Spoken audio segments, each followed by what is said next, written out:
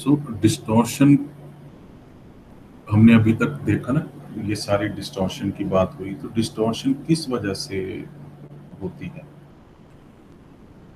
तो थोड़ा सा ब्रीफ में ही बताता हूँ, इसमें सिलेबस में इतना ब्रीफ में ही जो है। तो उससे पहले मैं थोड़ा सा ये बता दूं कि ये जो हम अभी जैसे ये सिलेबस वाला कर रहे हैं, ये हम basic circuit theory, basic electronic circuits का बात कर रहे हैं।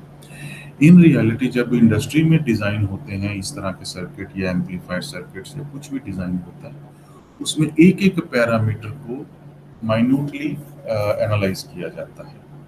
तो इसमें तो हमने कोई लीकेज की वो कंडीशन नहीं लगाई, कोई लीकेज कंसिडर नहीं की।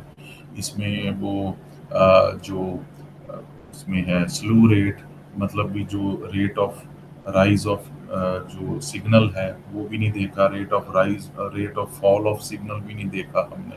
तो काफ़ी सारे ऐसे पैरामीटर्स हैं जो इसमें हम कंसिडर नहीं करते हैं। तो एकेडमिक लेवल पे और साथ में ये इस circuit electronic circuit design level पे। तो बहुत स्पेशलाइज्ड जब सब्जेक्ट होगा तो तब उसमें कुछ पैरामीटर्स कवर किए जाते हैं। तो जब वो कवर किए जाते हैं तो ये जो एफिशिएंसी 78.5 हमने थ्योरेटिकली कैलकुलेट की है, फिर वो वहां तक नहीं पहुंचती। उसमें काफ़ी सारे पैरामीटर्स ऐड ऑन हो जाते हैं, तो फिर वो एफिशिएंसी काफ़ी कम हो जाती है। लेकिन इंडस्ट्री वाले वहां भी नहीं रुकते हैं, फिर वो उसको ऑप्टिमाइज किया जाता है। थ्योरेटिकली हमने 78 देखी, लेकिन जब उसी तरीके से हम डिजाइन करेंगे तो एफिशिएंसी काफी कम होगी।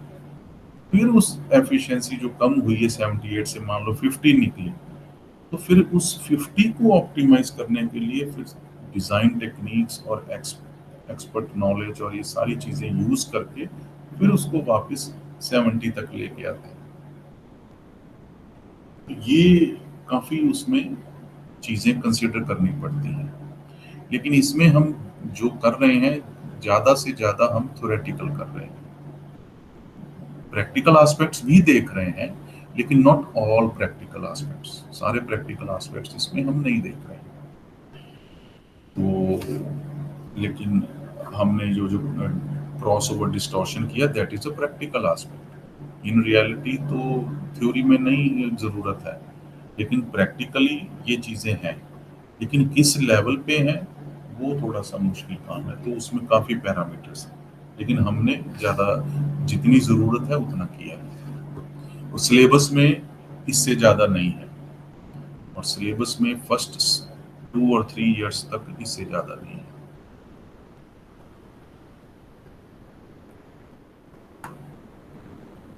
ओके, तो हम इसलिए डिस्टॉर्शन की भी जब बात करेंगे तो डिस्टॉर्शन भी हम जो सिलेबस के हिसाब से है उन्हीं पैरामीटर्स को कंसीडर करेंगे। तो ये किस लिए होता है डिस्टॉर्शन, ये किस वजह से होता है?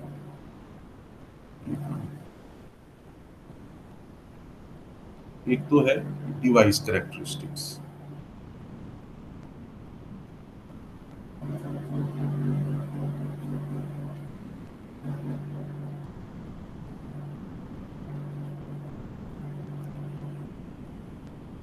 जो वो नॉन लीनियर होते हैं सेमीकंडक्टर डिवाइस के, जो कैरेक्टरिस्टिक्स हैं वो हमें मालूम है,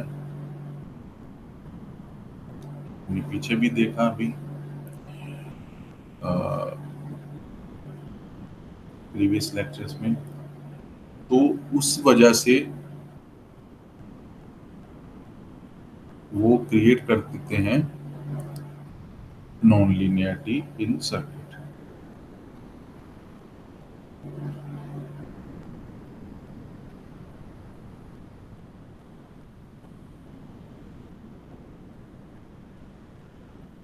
सर्किट ऑपरेशन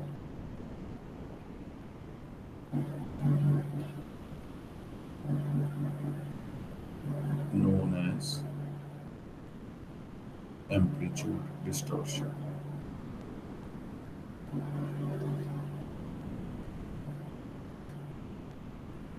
दूसरा है जो हमने फ्रीक्वेंसी रिस्पॉन्स में देखा था, response of the circuit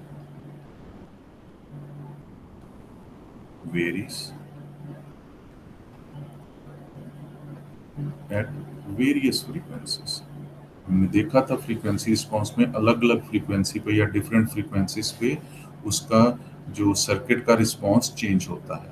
band pass, sorry, base band में उसका जो रिस्पॉन्स है अलग है, लो पास बैंड में अलग है, हाई पास बैंड में अलग है।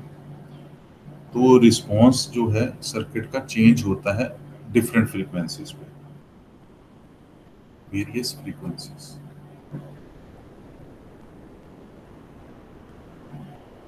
thus creating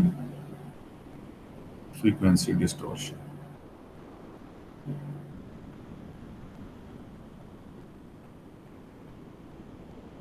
एम्पलीट्यूड डिस्टॉर्शन है क्योंकि नॉन लीनियर करेक्टरिस्टिक्स होते हैं। वो नॉन लीनियर करेक्टरिस्टिक्स जो हैं, जैसे डायोड के नॉन लीनियर करेक्टरिस्टिक्स हैं, हमने ट्रांजिस्टर के भी, तो उन्हीं की वजह से एक एम्पलीट्यूड डिस्टॉर्शन होती है, क्रिएट हो जाती है सर्किट में। तो इसको फिर एनालाइज कैसे करते हैं?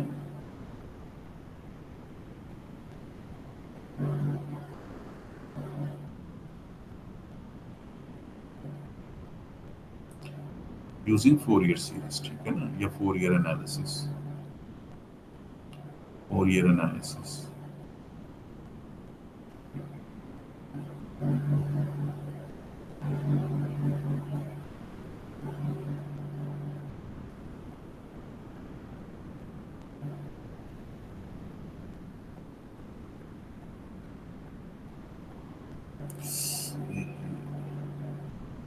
Analysis is done using Fourier analysis। तो फोरियर सीरीज से we know that Fourier series we know that the current in time domain, अगर हम टाइम एक्सिस पे साइनोसॉइडल ही ले लें, I m sine omega t, तो on time axis, on x axis we have time and on y axis we have amplitude। तो ये इसको इंस्टेंटेनियस करंट भी बोल सकते हैं, because I is a function of time, so with time it keeps on changing, it is a variable, I is a current variable varying with respect to time। इसका ये भी मतलब कह सकते हैं, मतलब अलग अलग तरीके से हम जानते हैं कि क्या इसको रिप्रेजेंट करना है ऐसे। ओके, सो अगर हम इस इंस्टेंटेनियस करंट की बात करें, या ये जो करंट है इन टाइम डोमेन, तो इसको अगर हम ब्रेक करते हैं फ्रीक्वेंसी कंपोनेंट्स में यूजिंग फोरियर सीरीज, ये वाला, सो ये करंट है on time axis। If we break this current into frequency components using Fourier series, we have I1 sin omega t plus I2 sin 2 omega t plus so on till infinity। मैं यहाँ infinity कर रहा हूँ। तो आई not क्या हुआ, ये DC component है। आई वन क्या हुआ, फंडामेंटल कंपोनेंट।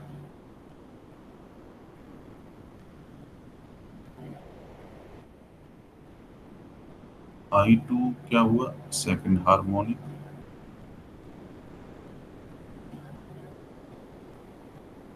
और अगर यहाँ पर मैं आई थ्री भी लिख दूँ थोड़ा सा, I three sine 3 omega t plus till infinity, तो ये हो गया third harmonic, and so on, nth harmonic तक जाएगा, इनफाइनाइट हार्मोनिक्स तक।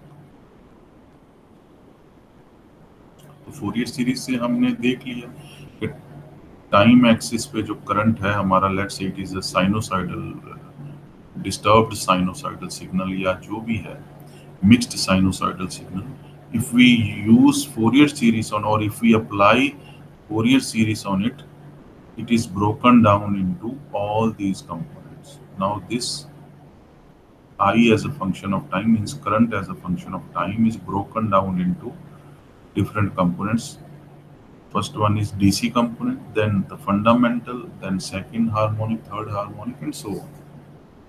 तो इसमें अब हमने क्या देखना है कि हमें डिस्टॉर्शन कैसे फाइंड आउट करनी है.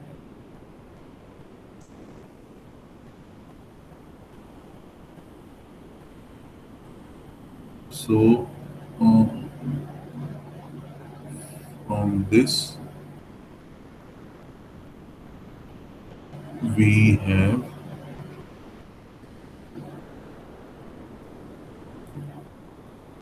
nth harmonic distortion.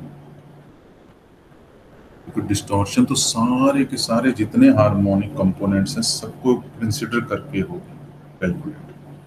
और अगर हम कहें नहीं फॉर पर्टिकुलर हार्मोनिक डिस्टॉर्शन वो भी हम कर सकते हैं. मान लो to find out distortion due to second harmonic only, और to find out distortion due to third harmonic only, और जो भी है तो वो भी इंडिविजुअली कैलकुलेट हो जाएगी क्योंकि उसके बेसिस पे ही nth हार्मोनिक डिस्टॉर्शन कैलकुलेट होगी. तो अगर इसको हम परसेंटेज की बात करें, परसेंटेज ऑफ डिस्टॉर्शन और nth harmonic, it is absolute of an means only amplitude we are considering, no phasor we are considering or no angle we are considering. तभी इसको absolute में रखा है. Absolute value of A1. So absolute value of AN divided by absolute value of A1 multiplied by 100 because we are talking about percentage. तो अब A1 क्या चीज है? Where A1 is equal to amplitude of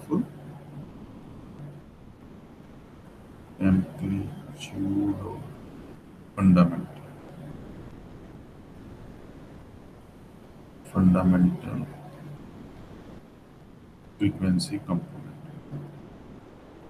fundamental जो मैंने बताया पिछली slide में, ये वाला, this one. So I naught is DC. It does not have any sign variable over here. So it is not sinusoidal. It's pure DC. So pure DC का मतलब ये हुआ कि y पे कुछ इंटरसेप्ट वैल्यू होगी, y एक्सिस पे 1 volt 2 volts कुछ भी होगी, तो वो उसको डीसी लेवल भी बोलते हैं. तो फिर उसके बाद आएगा फर्स्ट हार्मोनिक. तो फर्स्ट हार्मोनिक को नाम दिया जाता है fundamental component, then second harmonic and so on. First harmonic की जो फ्रीक्वेंसी होगी ओमेगा टी होगी, सेकंड हार्मोनिक की जो फ्रीक्वेंसी होगी 2 ओमेगा टी होगी, थर्ड की 3 omega T and so on. तो ये A1 हुआ एम्पलीट्यूड.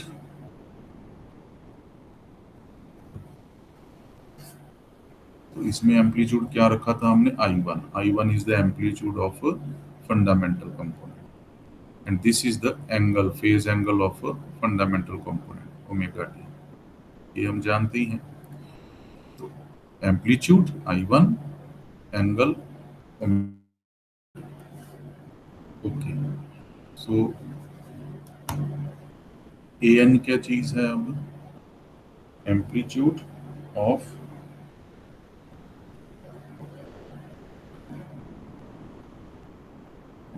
फंडामेंटल की जगह फंडामेंटल क्या था? First harmonic component. AN क्या है? nth harmonic component.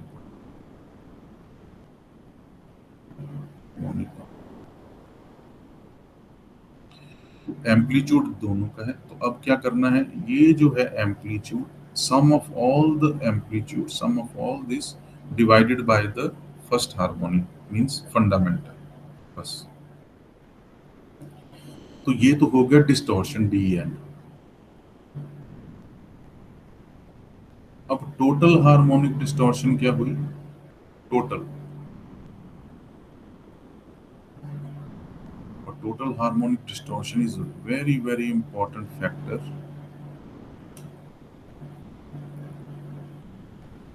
अगर कोई भी इंडस्ट्री में जैसे कोई माइक्रोफोन डिजाइन हो रहा है, कोई एम्पलीफायर डिजाइन हो रहा है, ऑडियो एम्पलीफायर, या कोई स्पीकर हो रहा है डिजाइन, या फिर कोई भी इसी तरह का कोई, जैसे ये जितने भी डिवाइसेस आ रहे हैं, जैसे लैपटॉप में एक ऑडियो सिस्टम है, इसमें मोबाइल फोन में ऑडियो सिस्टम है, and so on, different types of applications, इन सब में टोटल हार्मोनिक डिस्टॉर्शन बड़ा इंपॉर्टेंट है, क्योंकि इसी से ही पता चलता है, जितना इसकी वैल्यू कम होगी, और जब भी उनका वो चीज ये जो मैनुअल मिलेगा इन ऑडियो सिस्टम्स का, कोई भी प्रोडक्ट्स हैं, ये जो ऑडियो सिस्टम हो, स्मार्टफोन हो, या जो भी, इनमें टोटल हार्मोनिक डिस्टॉर्शन की वैल्यू लिखी होती है,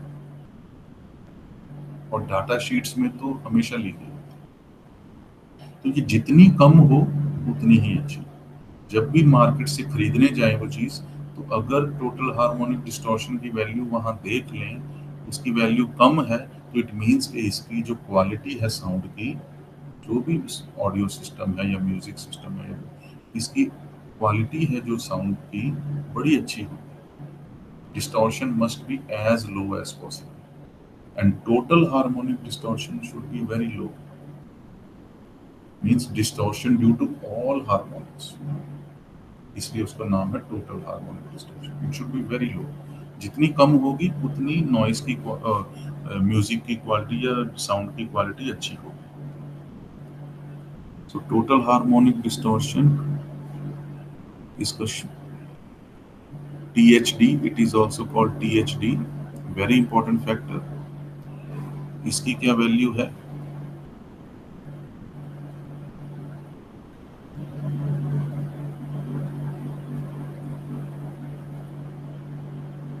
D2 square plus D3 square plus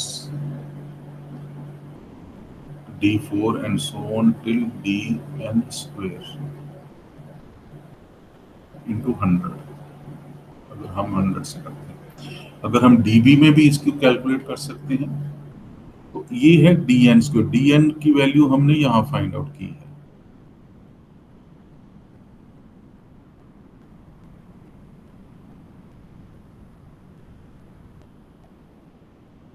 Dn की वैल्यू यहाँ फाइंड आउट, Dn की वैल्यू है amplitude of the n divided by amplitude of the fundamental. इसलिए यहाँ पर हमने फंडामेंटल डिस्टॉर्शन को कंसीडर नहीं किया, क्योंकि फंडामेंटल के बेसिस पे ही सारे कैलकुलेट होंगे। So now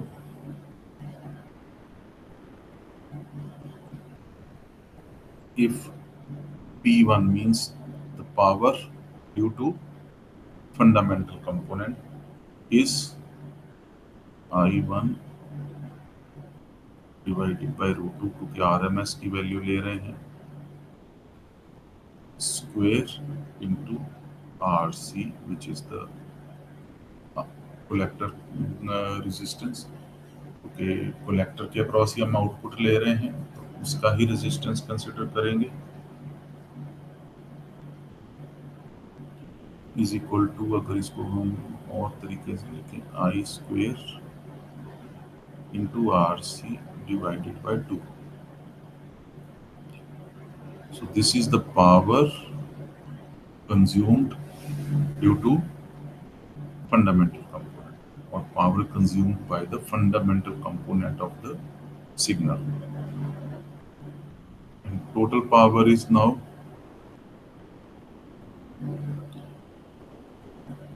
I1 square plus I2 square plus I3 square plus so on multiplied by RC divided by 2। इसको अगर हम डिस्टॉर्शन फैक्टर्स के हिसाब से लिखें, Dn हार्मोनिक डिस्टॉर्शन के, तो देन I1 के dn का फॉर्मूला क्या था? This one is amplitude of nth harmonic component divided by the amplitude of the fundamental component. तो अगर n की वैल्यू 1 से ही शुरू कर दें तो a1 डिवाइडेड बाय a1 होगा, तो इसलिए हमने इसको I1 square divided by I1 square, तो ये हमने I1 स्क्वायर को अगर हम बाहर ही रख लें, इसको कॉमन ही फाइंड आउट कर लें, I1 स्क्वायर है I1 square RC divided by 2। I1 square RC divided by 2 हम जानते हैं दैट इज P1, इसको हम लिख सकते हैं P1।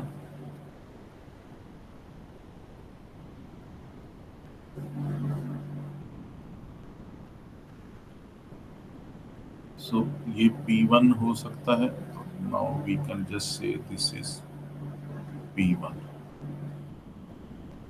ठीक है।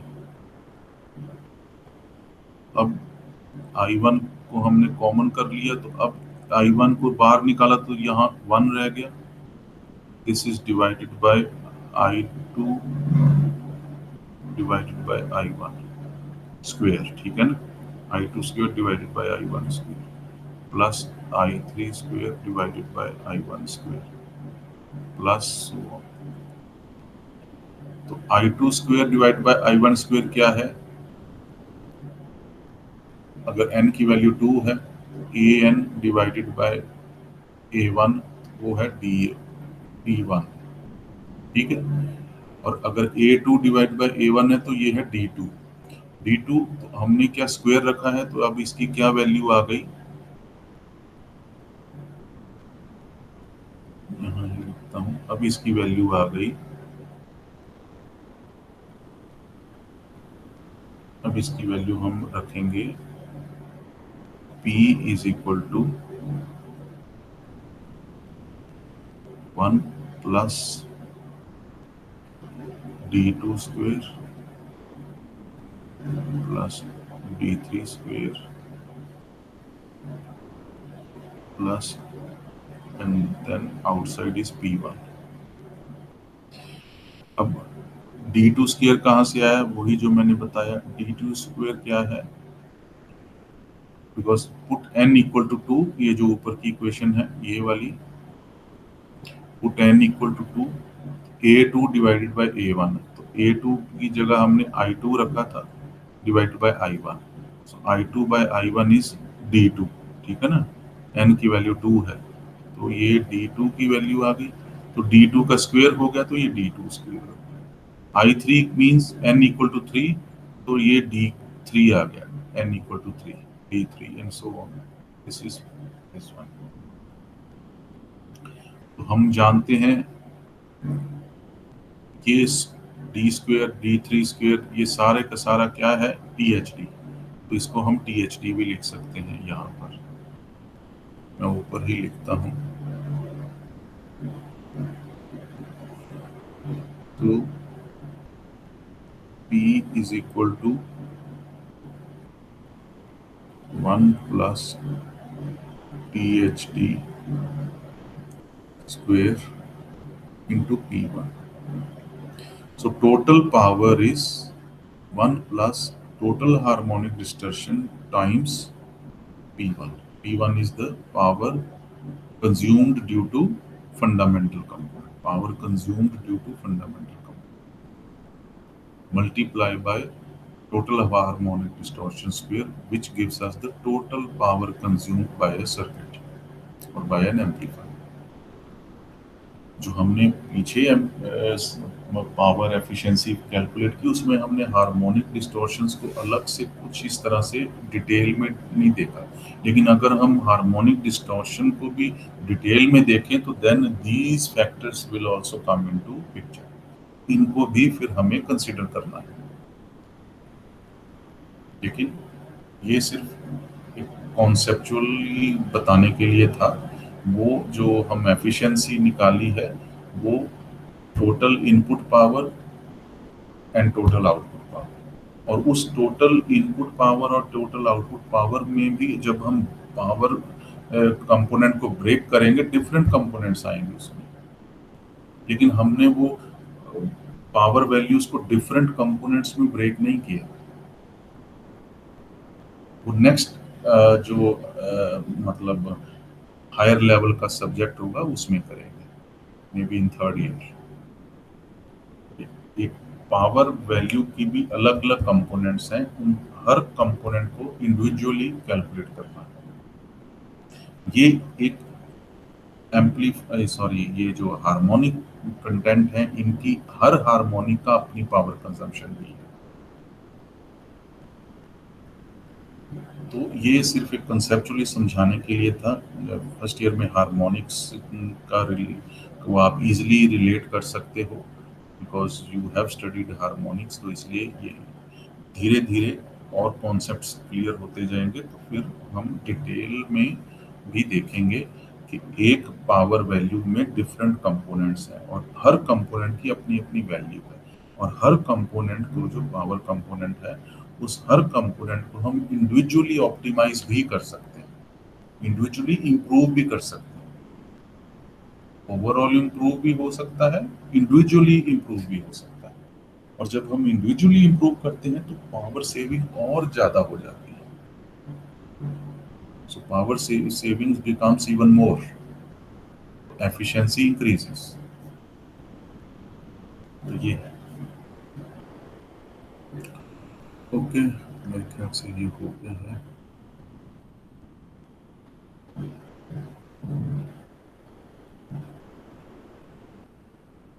ये सर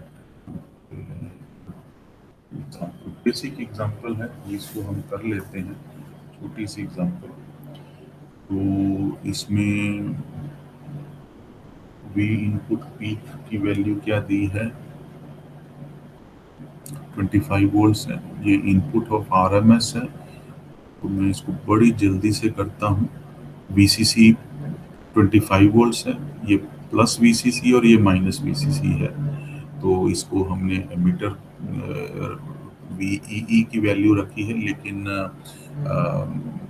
जब इंटीग्रेशन होती है चिप में, तो तब जब एफईटीज वगैरह यूज होते हैं, तो उसमें फिर ये जो है जैसे इसमें बीजेटी है, तो बीजेटी में VCC which is the positive supply and VEE is the negative supply, minus VEE. अगर एफईटी यूज करेंगे तो ये हो जाएगी VDD as the positive supply, VSS which is the source voltage as the negative supply. तो ठीक है, ये पॉजिटिव सप्लाई, ये नेगेटिव। तो हम जानते हैं मिरर इमेज इसका बनता है, तो वैल्यू सबकी सेम होगी। मतलब ये जो पॉजिटिव सप्लाई की वोल्टेज वैल्यू और नेगेटिव सप्लाई की वोल्टेज वैल्यू सेम होगी, जो अभी हमने क्लास बी एम्पलीफायर में देखा था। यहाँ पर भी सेम है, 25 वोल्ट्स। तो वी इनपुट पीक इसमें कितनी हुई, यहाँ पर ही शुरू कर। So we input peak value which is equal to root 2 times VRMS, which is root 2 times multiplied by 12, because 12 RMS is given. इसकी वैल्यू कितनी हुई, 17 के आसपास है, तो 17 वोल्ट्स। आउटपुट कितनी हुई इसकी,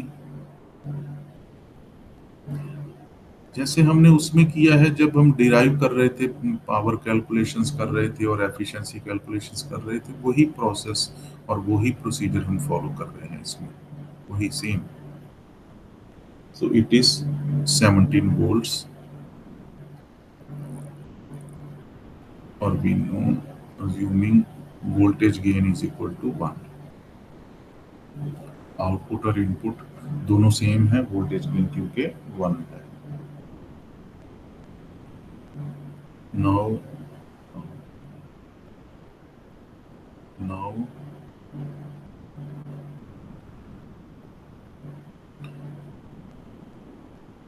पहले हम आउटपुट पावर, पहले डीसी पावर भी फाइंड आउट कर सकते हैं, एसी पावर। तो मान लो पहले एसी पावर ही फाइंड आउट करें, आउटपुट पावर जो है, that is again using the same formula, चाहे we square by R use करो, चाहे वी इंटू आई यूज करो।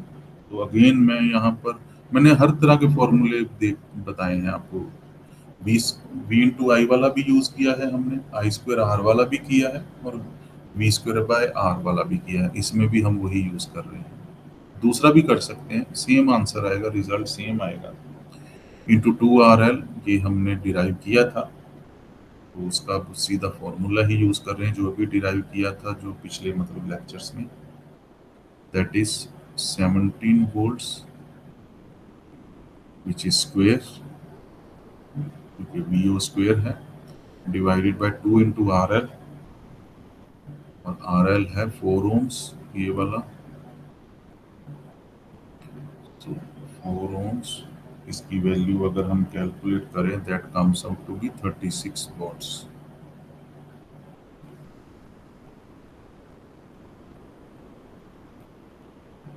अब आउटपुट करंट की भी अगर बात कर लें, वोल्टेज भी हो गई, पावर भी हो गई, इसकी वैल्यू आ जाती है P divided by R L. V O P हमें मालूम है 17 है, डिवाइडेड बाय 4 ohms। इसकी वैल्यू कितनी आ जाए, 4.25 ही है। तो अब आईडीसी की वैल्यू कितनी होगी, जो डीसी करंट है वो हम जानते हैं उसकी क्या वैल्यू है। बिकॉज ये A B class A B amplifier है, तो क्लास ए बी एम्पलीफायर में फुल वेव मिलती है हमें, तो इसलिए हम ट्वाइस आईओपी, जो कि हाफ वेव रेक्टिफायर या फिर सिंपल क्लास बी एम्पलीफायर में हमने फाइंड आउट किया था, पीक या आईओसी आईसी मैक्स, इसको हम आईसी मैक्स भी बोल सकते हैं, आई आउटपुट पीक भी बोल सकते हैं, divided by pi, that is the DC value. But for class AB amplifier where we get the complete cycle, it gets multiplied by 2, वही जो हमने डेरिवेशन में देखा था। तो इसको अब हम फॉर्मूला यूज करते हैं यही वाला, तो क्या होगा, 2 multiply by I O P की वैल्यू हमने 4.25 फाइंड आउट की है, डिवाइडेड बाय पाई, इसकी वैल्यू कितनी आई है, 2.7 एम्पियर्स।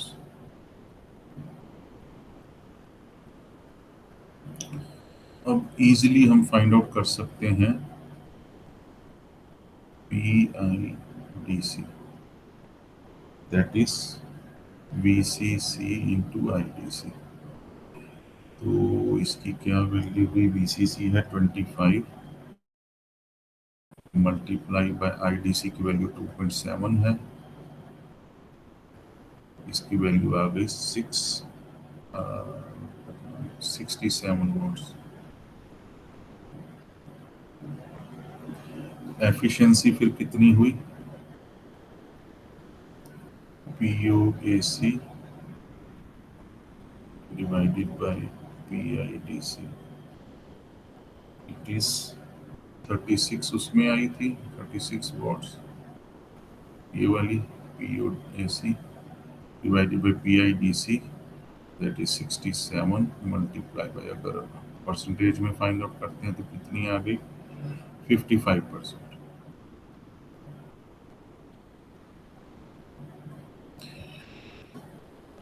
तो थ्योरेटिकली हमने डिराइव की 78.5%, लेकिन जब प्रैक्टिकली सर्किट हम यूज कर रहे हैं तो 55% आई, तो अच्छी है, ठीक है। So this is all for this course on electronics and circuit simulation, electronic circuits in simulation. ये इस सिलेबस इसका हो गया पूरा। तो एक दो एग्जांपल्स हम और कर लेंगे क्लास में।